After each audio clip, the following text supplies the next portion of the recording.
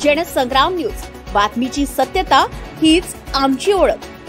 संस्थेच्या निवडणुकीचा आजचा नामनिर्देशनाचा जो दिवस होता हा अंतिम दिवस होता आणि या अंतिम दिवसांमध्ये मोठ्या संख्येने आज जे आहे नागरिकांनी आणि उमेदवारांनी इथे जे आहे गर्दी लावलेली आहे आणि मोठ्या प्रमाणावर जे आहे नामांकन सुद्धा भरलेले आहेत। त्याचबरोबर महाविकास आघाडीचे सुधीर पांगुळ, निलेश किटे भाजपच्या माध्यमातून यांनी सुद्धा नामांकन भरलेलं आहे। मोठ्या प्रमाणावर झालेला भाजपमधील जो फेरबदल आहे हा फेरबदल नेमका कुणासाठी लाभदायक आणि कुणासाठी नुकसानदायक ठरेल हे आता बघणं लक्षणीय ठरणार आहे।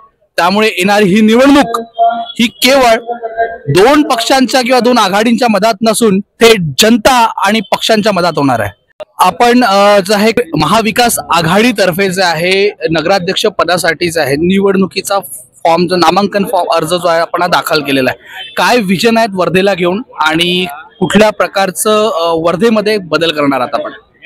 नक्कीच आपण मला जे प्रश्न केला, आपण एक माध्यम म्हणून तुम्हाला वर्धेची जाणकारी पूर्ण आहे। तुम्ही आणि मी सर्व मिळून वर्धेचा विकास पाहिला आहे, पण येणाऱ्या काळामध्ये वर्धेचा विकास कसा असावा? वर्धा ही गांधी आणि विनोबांच्या पावन स्पर्शाने पुणित झालेली भूमी आहे। इथला विकास हा शाश्वत विकास असावा, हा सस्टेनेबल डेव्हलपमेंट असावं। इथल्या युवकांना, इथल्या बेरोजगारांना रोजगाराच्या संधी मिळाल्या पाहिजे। आमचं शहर हे हरित शहर झालं पाहिजे। आमच्या शहरात असलेली दुर्गंधी, कचरा याची विल्हेवाट योग्य लागली पाहिजे।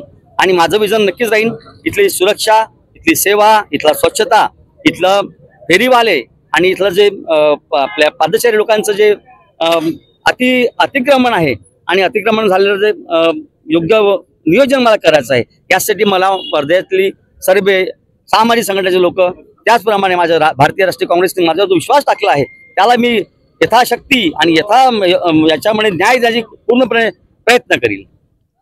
आपल्या पुढे भाजप सारखा बलाढ्य पक्ष हा निवडणूक लढतोय, काय वाटतं आपण एक महाविकास आघाडीचे उमेदवार म्हणून ही निवडणूक जिंकणार? नक्कीच मला 100% खात्री आहे इथला वर्धेकर जनतेचा नेहमी परिवर्तनावर कल राहिला आहे आणि येणाऱ्या काळामध्ये नक्कीच परिवर्तन होणार आहे। कारण कसं आहे की लोकांना एक डेव्हलपमेंट आवश्यकता वाटते, पण डेव्हलपमेंट एका मर्यादेपर्यंत असायला पाहिजे। पण इथं आम्ही लोकांना विचारतो डेव्हलपमेंट झालं ना, डेव्हलपमेंटबद्दल आम्हाला नकार नाही, पण विकासाचा हा बाकी लोकांना फायदा का? मुठभर लोकांचा विकास झाला आहे, सर्वसामान्य लोकांचा विकास कुठे झाला याचा प्रश्न लोकांमध्ये अनुत्तरित आहे। म्हणून बलाढ्य पक्ष जरी असला तरी पण माझ्यासोबत जनता आहे, जनता जनार्दन माझा राजा आहे, जनतेचा मी सेवक आहो। एक चांगला नगराध्यक्ष म्हणून मी इथे काम करायची माझी इच्छा आहे। आपण दिलेल्या माहितीचं आपण स्वागत करतो आणि येणाऱ्या पुढील वाटचालीस आपल्याला हार्दिक शुभेच्छा देतो।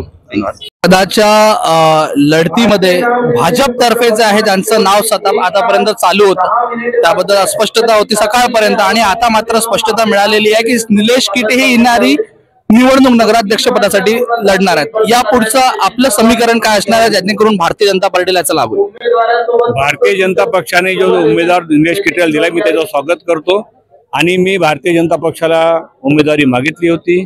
माझा नगरपालिकेचा 35 वर्षाचा अनुभव होता आणि नगरपालिकेचा मी 3दा उपाध्यक्ष राहिलेलो आहे आणि माझा अधिकार होता पक्षामध्ये तिकीट मागायचा, पण पक्षाने जो निर्णय घेतला तो निर्णय मी स्वागत करतो। आपल्या पक्षाच्या माध्यमातून बऱ्याच जणांच्या तिकिटाचे आहे कापल्या गेलेल्या, त्याच्यामुळे बंडखोरीचं प्रमाण सुद्धा वाढलं। काय वाटतंय, बंडखोरी आपल्याला हानिकारक ठरेल का?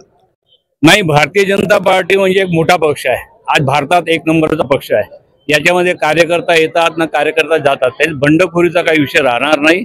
आणि भारतीय जनता पक्षाचे जे उमेदवार आहे 40 उमेदवार आहे ते बहुमताने निवडून येईल मी तुम्हाला ग्वाही देतो।